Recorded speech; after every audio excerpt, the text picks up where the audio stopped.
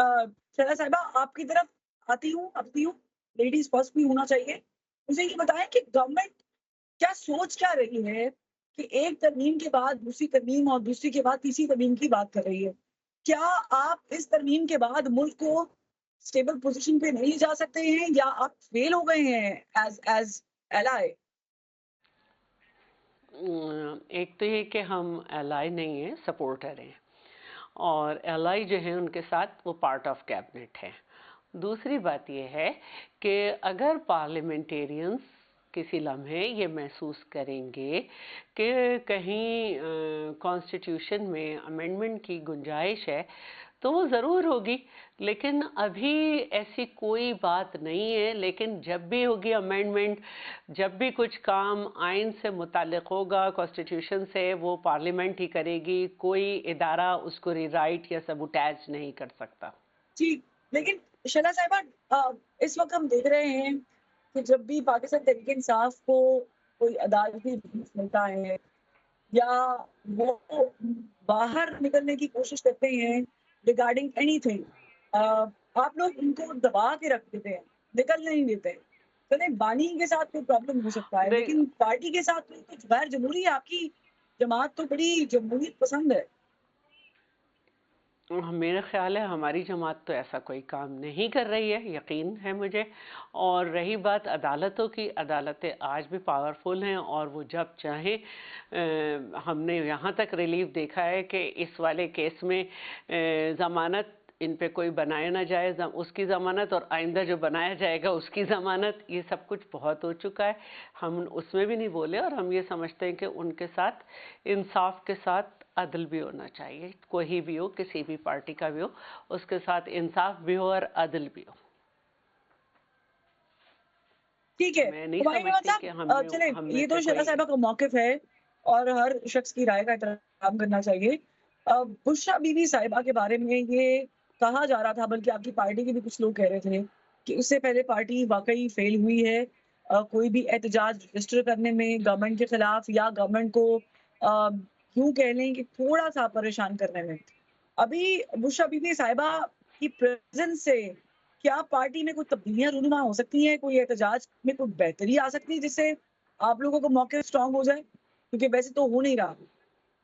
इस तरह है कि बुशरा बीबी साहिबा का पाकिस्तान तहरीक-ए-इंसाफ के पॉलिटिकल नैरेटिव या पॉलिटिकल डिसीजंस के साथ एज़ ऑफ नाउ कोई ताल्लुक नहीं है, not to the best of my knowledge and not कि मुझे पता है कि इमरान खान इस किस्म की चीज़ें नहीं चाहता होता, तो दैट्स वन थिंग। अब सवाल ये हो जाता है कि क्या पाकिस्तान तहरीक-ए-इंसाफ का जो मौक़िफ़ है वो स्ट्रॉन्ग इनफ है या नहीं है? देखिए, मौक़िफ़ आपको पता चलता है, आपको किसी भी रिएक्शन से पता चलता है कि उसका एक्शन या उसका इम्पैक्ट कितना सख्त है। वो कहते हैं ना, हुँ, to every action there is equal and opposite reaction. तो रिएक्शन। आप जब जब गवर्नमेंट का हम रिएक्शन देखते हैं तो उससे पता चलता है कि हमारे एक्शंस का कितना बड़ा इम्पैक्ट है। बट हुमायूं अहमद साहब let me तो हम just लोग ये put this देखते हैं कि in a way let me just put this in a way कि आप लोगों की तरफ से भी जो क़यादत है, लाइक अली अमीन गंडापुर साहब कहाँ होते हैं किसी को कुछ मालूम नहीं होता। वो आते हैं, चले जाते हैं। पार्टी के जो वर्कर्स हैं, जो आम लोग हैं, वो वहीं पर खड़े रहते हैं। उनसे कोई शिकायत तो ख़ैर हो नहीं सकती। लेकिन जो पार्टी की लीडरशिप है, उसका बहुत बुरा फुकदान है, ये तो बात माने आप। जो जो लीडरशिप है जो कि इलेक्टेड नहीं है, वो सब वहाँ मौजूद होते हैं, वो सब वहाँ पे होते हैं, बजाय मा 8-10 लोगों के जिनका काम होता है कि वो अपने मोर्चे एज़ इन मीडिया के अंदर सँभालें और वो उधर आके अपने मौक़िफ़ को डिफेंड कर रहे होते हैं। बाकी सारी क़यादत और सारी जो अवाम है और सारी वर्कर्स हैं, उनमें एक बहुत बड़ी तादाद जो होती है वो अपना जो एहतजाज हो रहा था वो कर रहे होते हैं। देखिए, हर एक के अपने-अपने रोल हैं। अली अमीन गंडूपुर का अपना रोल है, लेकिन उसके साथ बाकी जो क़यादत होती है उनका अपना रोल होता है। सारे चल रहे होते हैं वहाँ पे। हाँ, आप लोग हाइलाइट सिर्फ़ जिनको करना चाहते हैं, आप उनको हाइलाइट करते हैं, बाकी चीज़ों को आप हाइलाइट नहीं करते। दैट्स नॉट आवर प्रॉब्लम ना, वो तो आप लोगों का एक नहीं, नहीं, नहीं, बैलेंस्ड देखिए अगर अगर पॉइंट ऑफ सेनेटर व्यू साहब होना अगर चाहिए, अगर जो कि कोई बाज़ दफ़ा नहीं होता, अगर कोई वन रीज़न कुछ और अनदर घंटे रीज़न। ठीक है? या लेकिन अगर कोई कुछ घंटे बल्कि काफ़ी घंटे गायब एक दबंग एंट्री खैबर पख्तूनख्वा असेंबली में मारेगा और फिर उसके बाद भी बढ़ के मारेगा, उससे पहले भी मारेगा, तो हमें उसको हाइलाइट करना पड़ेगा क्योंकि उसकी पर्सनैलिटी ट्रेट शायद ऐसी है या उनका उनका जो इमेज है वो ऐसा चला गया है। लेकिन एनीवेज़ जहांगीर जदून साहब चूँकि हमारे साथ मौजूद हैं, तो कानूनी जो पेचीदगियाँ चल रही हैं, क्योंकि शहला साहिबा भी मौजूद हैं, ये हुकूमत के साथ है इनकी पार्टी और आप लोग इसको अपोज़ कर रहे हैं। तो जहांगीर जदून साहब मुझे बताइएगा, ये जो आईनी बेंच बनने जा रहा है, इसकी तश्कील होने जा रही है, अभी तो इसमें बहुत सारी और चीज़ें भी शामिल की जा रही हैं। पॉलिटिसाइज़ ऑलरेडी हो गया है, जब से ये 26वीं तरमीम पास हुई है।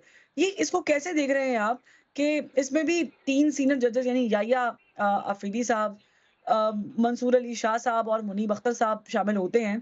तो इससे कोई गवर्नमेंट को कोई प्रॉब्लम हो सकती है? क्योंकि 2 नाम तो मौजूद हैं ऐसे।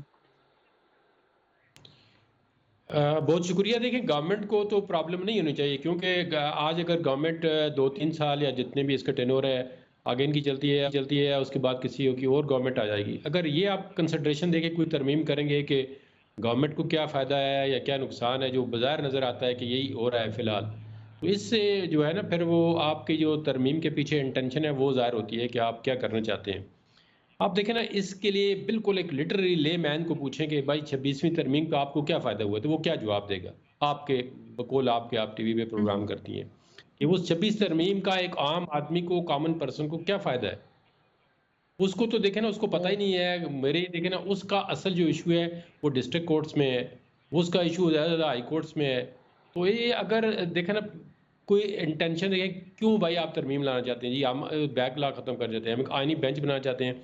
इनके पास केसेस बहुत हैं, हुँ, सुप्रीम कोर्ट डिलीवर नहीं कर रही।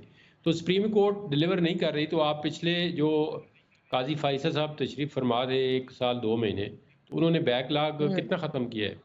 आप लेते अपना जो खोसा थे, अपने जो चीफ जस्टिस, तो उनकी आप जजमेंट से आप डिफ़र करें, जो मर्ज़ी करें। लेकिन उन्होंने मॉडल कोर्ट, जो आपको पसंद हो सकता है मुझे भी ना पसंद हो, लेकिन उन्होंने मॉडल कोर्ट बना के, वो क्योंकि क्रिमिनल लॉ के एक्सपर्ट थे, तो उन्होंने जितने भी अपीलें हुँ, थी क्रिमिनल या नीचे तक, तमाम जो है एक्सपीडिशसली डिस्पोज़ ऑफ करके चले गए। तो अगर आप देखें ना, चीफ हुँ। जस्टिस इंटरेस्टेड नहीं है केस को डिस्पोज़ ऑफ करने में। जी। वो फिर आईनी, वो उस वक़्त वो यही होता था कि वो आईनी बेंच में खुद कम बैठते थे लेकिन लेकिन और इसमें केसेस डिस एक और भी पहलू है कि गवर्नमेंट इस वक़्त जो है वो जजेस की तादाद बढ़ाने की भी बात कर रही है। आपने पीछे बताया कि बहुत केसेज़ का बिल्कुल हम सब जानते हैं। गवर्नमेंट इस पे भी बात कर रही है जहांगीर जदून साहब कि जजेस की तादाद में इज़ाफ़ा ही शायद इसका हल है। आपको ये पॉसिबल लगता है? मैं ये शहला साहब से पूछना चाहूँगी क्योंकि उनकी तरफ से भी कोई तजवीज़ जो है वो गई तो होगी। देखें, जजेस की तादाद अगर बढ़ाना चाहती है पार्लियामेंट, तो वो बढ़ा सकती है, उसकी कोई पावर पे कदगन नहीं है। लेकिन जब पार्लियामेंट होती है, तो पार्लियामेंट पूरे मुल्क के लिए है, अवाम के लिए। अगर वो चाहती है कि जजों की तादाद बढ़ाती है, तो क्या वजह क्या है? क्यों बढ़ाना चाहती है? ये बैकलॉग ख़त्म करना चाहती हैं। तो जजों की तादाद, तो फिर आप डिस्ट्रिक्ट कोर्ट्स में जो जजों की खाली सीटें पड़ी हुई हैं, हाई कोर्ट्स में, पाकिस्तान के थ्रू आउट, जहाँ से सबसे बड़े जो है इश्यूज़ हैं, वहाँ पे कितने हज़ारों लाखों मुकदमे स्टक अप हुए हैं, वहाँ पे बढ़ाना चाहिए। सारा फोकस सुप्रीम कोर्ट पे किया है। असल मसला ये नहीं है। असल मसला है कि जो टिल्ट है या बैलेंस ऑफ पावर है, वो गवर्नमेंट, जो भी कोलिशन गवर्नमेंट है, वो चाहती है कि हमारे हक में हो। अब जजेस को अगर ज़्यादा तादाद करनी है, तो भैया पहले बैकलॉग आज तो नहीं आया है। 60,000 केस अभी नहीं आए हैं सुप्रीम कोर्ट के अंदर।